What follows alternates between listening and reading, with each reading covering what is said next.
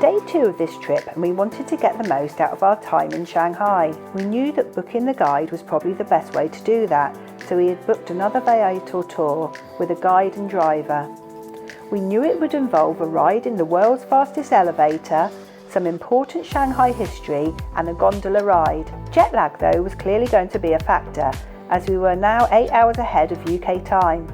Sleep at our hotel was not great though, and we went for breakfast and tried bao buns and rice, a bit different from Rice Krispies in any case. Our guide Snow arrived at our hotel at 9:30 AM with a large taxi and driver in tow, and we joined the queuing traffic slowly heading towards the city centre. Our first stop for the day was the Shanghai Tower, officially the world's third tallest building. We later learned that it had been overtaken by the Merdeka Tower in Kuala Lumpur. Funny that we'd forgotten that, as we were there last year, but in any case, this was going to be some experience. We headed to the basement of the tower, then through security, and then we took the world's fastest lift all the way up to the observation deck of the tower. This lift moved so fast and elevated us to great heights in just seconds. Our ears popped as we gained altitude, or you had to swallow to get them to pop. But what an amazing view, and we had clear weather, and this allowed us to see down onto Shanghai's incredible skyscrapers, the Pearl Tower and the Bottle Opener being the two most distinctive. We were also able to look down onto the Huangpu River and see the route of the river cruise that we took just hours earlier. We were able to walk right round the observation deck and gather a 360-degree panorama. It has to be said, these are some of the most spectacular views, and we, like everyone else, took every opportunity possible to get those incredible selfies.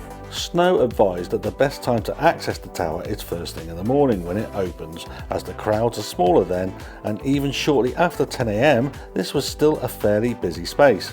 Snow assured us that within hours the observation deck would be packed with visitors. So we've been picked up this morning by our guide, a lovely lady called Snow, and she's driven us first thing this morning to the Shanghai Tower. That big tall building we saw last night from the river cruise, all lit up, but look at the views from here. I mean, it is fantastic. World's fastest elevator, 18 meters per second, up to the 118th floor, and it's not the top either, it's just where the observation deck is. But incredible views across the city this morning. What a great start to our adventure today. We had enjoyed our experience at such great height, and we took our time looking down across the various buildings. And we couldn't stop snapping away with our cameras, trying to capture as many angles and views as we could.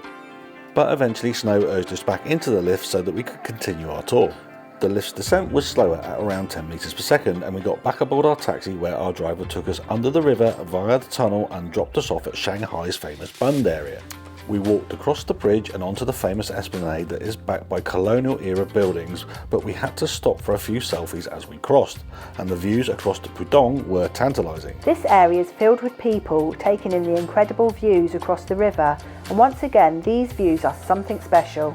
We grabbed opportunities for group pictures and took in this place, where we were in the world, and the incredible vista across the river. Snow explains more of Shanghai's history, and we admired the monuments and sculptures around this most famous of Shanghai districts. This included the 60-metre high People's Heroes Memorial Tower, symbolising the heroes of the People's Revolution in China. But this was one of so many monuments and sculptures in this area to admire, each telling a part of the Shanghai story. Snow also pointed out some of the more famous buildings, including the Peace Hotel, a playground for the rich and famous. We were also shown the East Nanjing Road shopping area, and we agreed this would be something that we would revisit on the following day. Snow again ushered us back to the taxi, and our driver sped us back to Shanghai Old Town. We were here the evening before, of course, and at this time of day it did look a little different from the illuminated wonder that we had so enjoyed last night. It was though still a wondrous spectacle, and these ancient timber buildings are simply mesmerising, and a beautiful scene unfolded when a flautist spontaneously began playing for his daughter.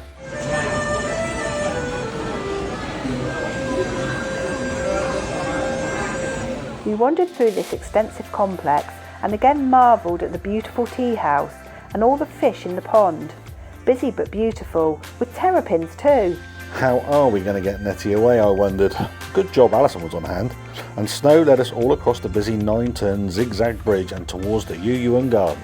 Snow brought us tickets for entry and led us into this most famous of Shanghai sites. This ancient garden dates from 1559 during the Ming Dynasty and took 28 years to complete. It's filled with original buildings and sculptures from another time, and these immaculately preserved gardens and buildings are a serene spot deep in the heart of the busiest of cities. It was designed to be a garden of peace and comfort all those centuries ago, and it still delivers exactly that, even when filled with tourists. A pair of cast iron lions that are thought to be 800 years old welcome you. What's your first impressions of this place, guys? We're at the Yew Garden, and it's a few hundred years old, 300, 400, maybe 500 years old, and it is stunning. Just take a look at this behind here. How gorgeous is that there? Snow's taking us around, she's explaining everything to us. Very busy. 300 years old. Yeah. That's 300 years old, that tree. 300-year-old tree. Pomegranate tree. It's fantastic. Really good day so far, enjoying this, but very busy. The garden is divided into 6 separate areas with dragon-top walls and gateways separating them from each other. And we learned that only an emperor was allowed to have dragons with 5 claws on each foot. A centrepiece is the exquisite Jade rock, a 5-ton porous and weathered stone thought to date back to 1100 AD, and was intended for the then emperor's garden, but it was lost when a riverboat sank in the Huangpu River. It is actually made from limestone and is associated with legends, having been rescued from the riverbed by the garden's designer. It features 72 holes, and it's said that if you pour water over the stone from the top, the water will pour from all 72 simultaneously. Similarly, if you burn incense at its base, the smoke will rise from every single opening, and there is fantastic symbolism associated with this. Snow explains some of the uses of the buildings and their history, as well as the symbolism of the sculptures and carvings adorning them. We wandered through these incredible gardens, poked our head into the pavilions and savoured this oasis of tranquility deep in the heart of Shanghai. It was packed with visitors, but this didn't detract from the experience of being in this special place. And it is a special place. In fact, so special that the Chinese government continues to use this space to host events for dignitaries and celebrations of events of national significance. And we learned a great deal from Snow before she led us out of the garden and back into the old town. This was a chance to buy souvenirs too, and we browsed some of the shops and brought gifts for the family back in the UK. But it was lunchtime, and Snow, sensing our need, led us to a famous Shanghai seller of bao buns, and these bao buns had received a Michelin 1-star rating. So we waited patiently until Snow returned with a bag full of pan-fried bao buns that we could eat in the taxi. We hiked back to the taxi and tucked in.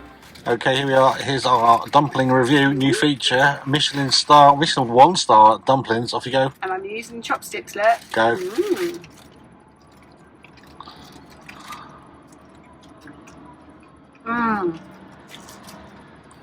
Very good. Very good. Any more than that? Amazing. Amazing? Is that what Michelin-Star does? It does. It leaves you speechless. Very tasty. Yeah. 5 out of 5. 5 out of 5. Amazing. These were indeed tasty and made for a great snack as we sped towards one of Shanghai's famous water town districts. But this hour flew past, and before long we were exiting the taxi in Zhujiajiao Ancient Town. This ancient water town is known as the Venice of Shanghai, and we were keen to see just why. Water towns are common in this part of China, but this is said to be one of the prettiest, with buildings, canals and bridges dating back over 900 years and covering 3 square kilometres. And the nearby lake from which the canals feed is home to centuries-old pearl farming. The walk from the modern districts into the ancient town was not far, and the boundary between the old and new was colourfully marked. And as we approached the main bridge across the largest of the canals, we could hear singing. A spectacular sight of a lady in traditional costume singing an ancient Chinese opera greeted us, and this was something special. Take a look.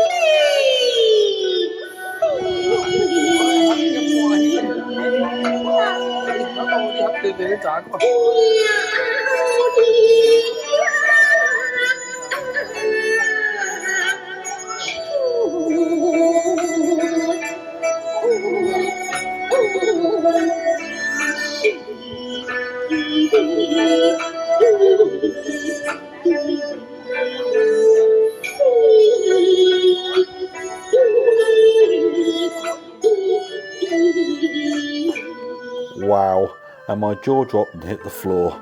Just beautiful in every way possible.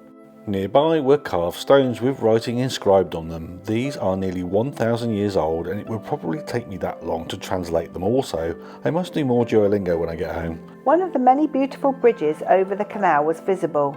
Snow was intent on leading us into the maze of narrow streets filled with shops selling foods and traditional goods. The sights and smells were something to behold. But Snow had meal plans, and she led us into a restaurant deep within the maze of streets. And as we walked into the Canal-Side dining area, we realised that our loop of the narrow streets had taken us back to the bridge that we saw earlier. The balcony area to the front of the dining room gave great views over the canal, and we saw gondolas on the canal with tourists soaking up the setting. Snow sorted a table and presented us with menus. This meal was included in the price of the tour, and we could choose anything from the menu that we wanted. Snow helped translate, and there was a tantalising choice. And we got to wash this meal down with our first Chinese beer, Tsingtao, and it's made in China too, and it was really tasty. Our crockery and cutlery was wrapped in plastic for hygiene. That's pretty cool, and the food started to arrive quickly. So what's that then, Nettie? Pork wrap and a wild vegetable. So Si first tried the pork wrapped in the bamboo leaf. How do I get it out? Simon's trying this Don't eat the leaf. pork in a leaf and soy sauce. It's supposed to be very sweet. He's just giving it a try. Outside, the sticky rice dumpling is the famous dish here. Yeah. Lovely. Sticky rice I'm still dumpling. struggling to get it out Sticky of the rice leaf. dumpling. Just push it So through. this sticky rice, yeah, There you wrapped with the leaf. So we leave the leaf. Yeah. The sauce is nice. Nice sauce. You want more sauce? No, that's fine. Have it over your rice.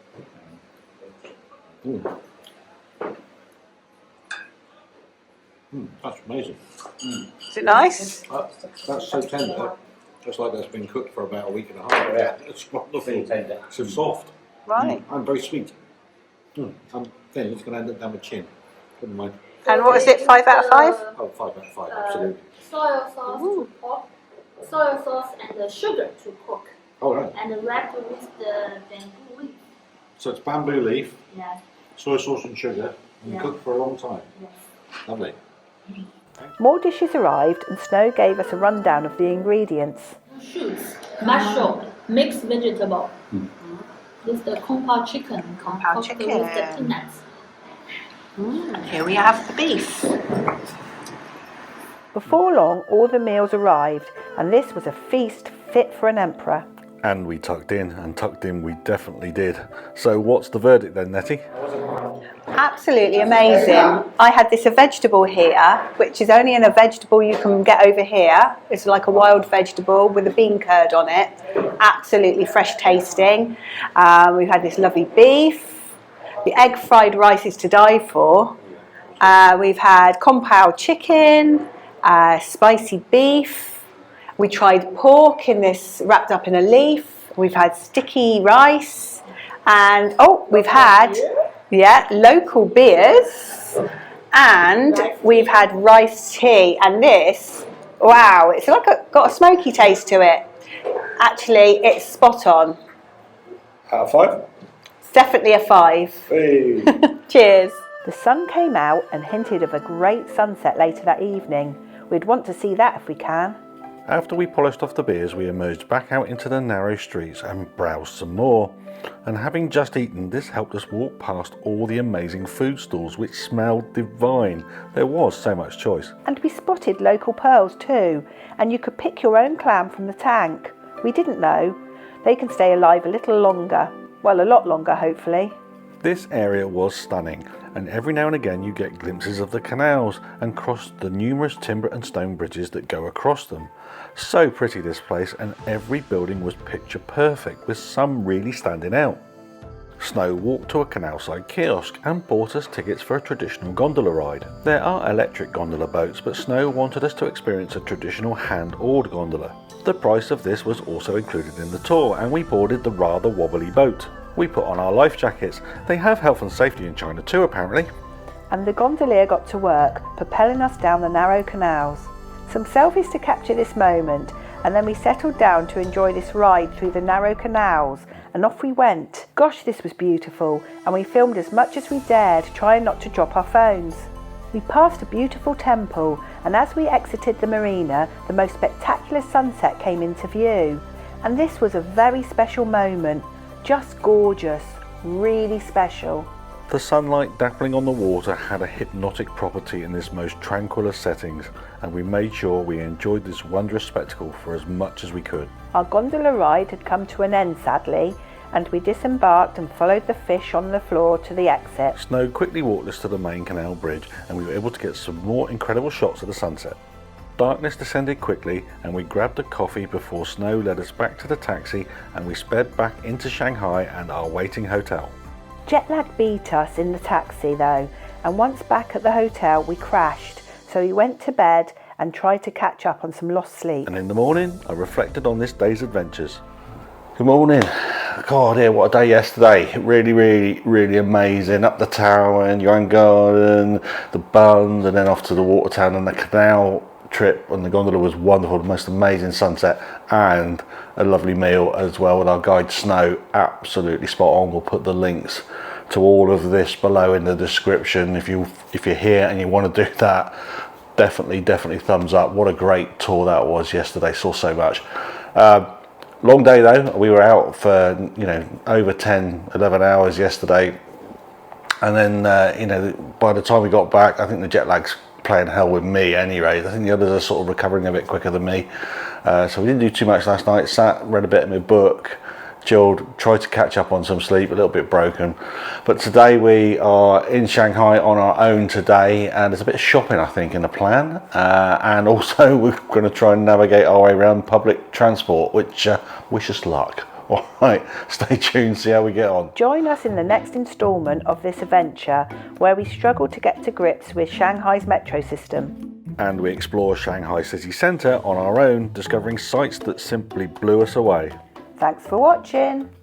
If you've liked this video, why not drop us a comment in the box below? We always reply. And if you want to see more fun like this, why not subscribe? Thank you.